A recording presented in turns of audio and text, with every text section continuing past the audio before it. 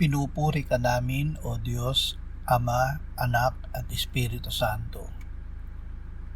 Salamat, Ama, na ibinigay mo sa amin si Jesus na iyong anak, na namatay para sa aming kasalanan, iyong muling binuhay, iniakyat at iniluklok sa iyong kanan sa langit. Salamat na ibinigay mo sa amin ang iyong banal na Espiritu, at sa pamamagitan niya ay ibinuhos mo ang iyong pag-ibig sa aming puso. O Espiritu Santo, gawin mong matatag ang aming mga hakbang sa araw na ito.